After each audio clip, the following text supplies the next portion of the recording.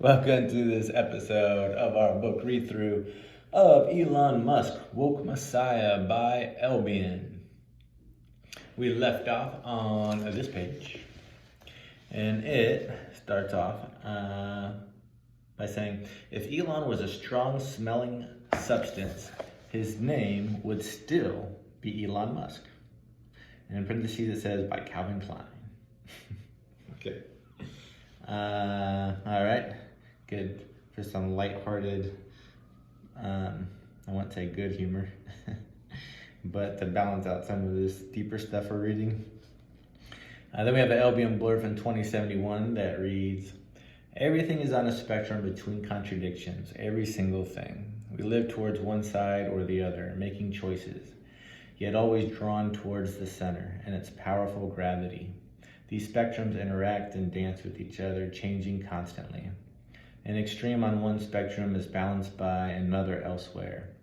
Everyone is made up of infinite spectrums, overall balance maintained. Every characteristic, every belief, every idea falls on a spectrum. These spectrums define and determine us. These spectrums are us, fingerprints of our soul, our story untold and mistakenly read. Our spectrums are beautiful, unique, mysterious, and evolving. Whoa. And in a bold it reads, everything is drawn towards the center of infinite spectrums, unique, mysterious, and evolving. I like this blurb. So, if you broke down who you are into all your characteristics, thoughts, beliefs, there'd be millions of them, right? What you thought about everything from this kind of food to that type of music to where you'd like to vacation. All those thoughts and beliefs are on a spectrum between like extremes, maybe. You know, either love or hate this food, or probably you're somewhere in between.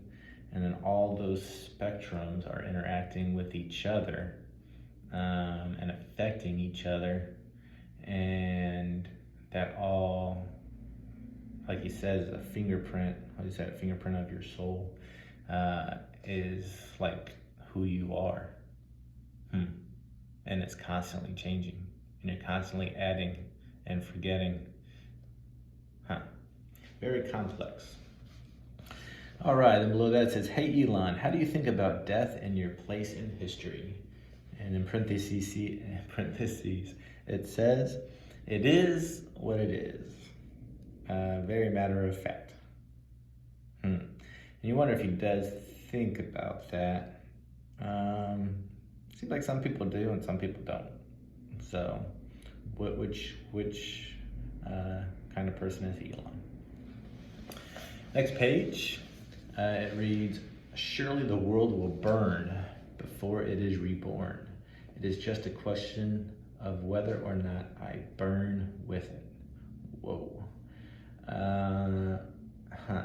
So the world, well, I don't know if that's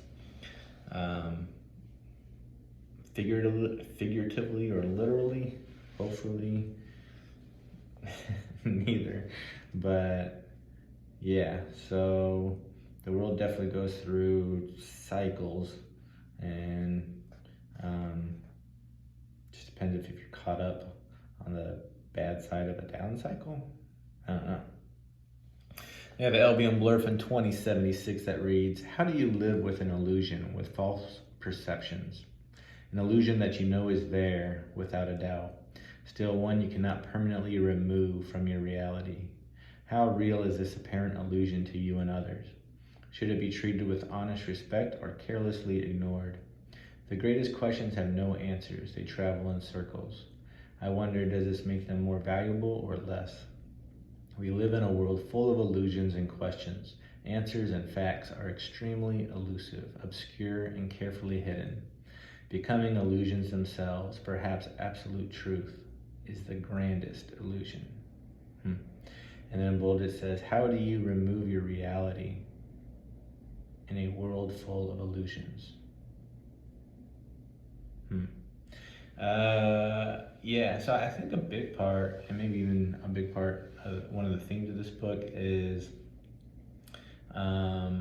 our sense of choice and balance and happiness, if all of that is kind of built on imperfect knowledge or ignorance and creates kind of a reality different than the reality that actually exists, and you know that or you believe that, then how do you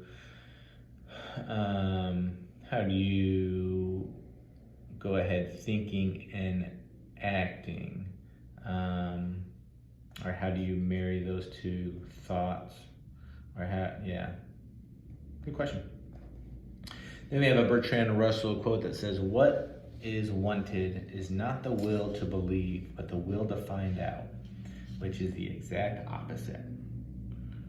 The will is not the will to believe, but the will to find out. So you want to find truth, whether that it helps or hurts.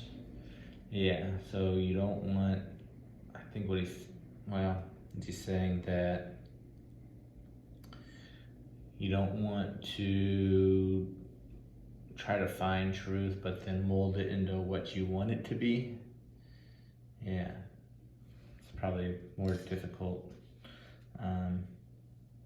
than you think. Next page, we have another movie idea. And this movie idea, Elon returns to Earth from Mars to find himself in ancient Egypt. He must develop technology using pyramids to get back to the future. Okay, I would watch that movie. Sounds like a fun movie. Below that it says Elon's first car was a used 1978 BMW 320i. I like to think this car is in some junkyard surrounded by younger cars, as it talks about adventures it had with young Elon. Yeah, maybe that'd be a good movie. Then below that it says, "Hey Elon, are you happier than you were 20 years ago?" And then in parentheses it says, "Sometimes." And that's probably the crux of it. I think a lot of people look at Elon and look at his fame and fortune, but they're just looking, I think, at the parts they want and not all the parts that come with that. It would be interesting to hear his thoughts on happiness. Then we have a quote that reads, from Elon Musk, reads, "With automation comes abundance." Yeah, I mean, you look at the technological revolution or the industrial revolution, and with things being done by machines or technology, or allowing people to produce more with less manpower comes abundance. Yeah. I guess my question would be, what are the negative effects? And is automation a net positive? It seems like it, but might be an interesting conversation. Then we have the Albion Blur from 2044 that reads, "Unfortunately, these great noble leaders are hopelessly outmanned, hopelessly outnumbered. No way to overcome the immense evil they must face. The system reflects the contradictions within ourselves, our inner rebellions. Our logical minds praise the humble heroes and their ideals, while our bodies are weak and want only instant gratification. We cannot have a utopian society with many leaders. Such a society requires power to be held by one. Only then can integrity prevail. Only then can truth shine. Of course, if this one is corrupt, unable to lead, then society will surely self-destruct from the top down." Yikes. Unfortunately, and in bold it reads, "Great leaders have utopian integrity." Unfortunately, these great noble leaders are hopelessly outmanned. So I think he's talking about government. And then he goes on and saying, like, what would you call that? It's a benevolent dictator, I think, is the ideal situation. But then maybe that situation is too easy to turn bad, or if the next leader is not as great, it could, interesting. Next we have reads, "Exploring the endlessness of space is exciting. Exploring the endlessness of her mind is equally exciting and much less expensive. Yeah. So, kind of endless spaces in both respects. And then parentheses it says psychedelic. I was talking about using psychedelics, but that is where we will end this episode. Join us for the next episode, and until then, have a great day.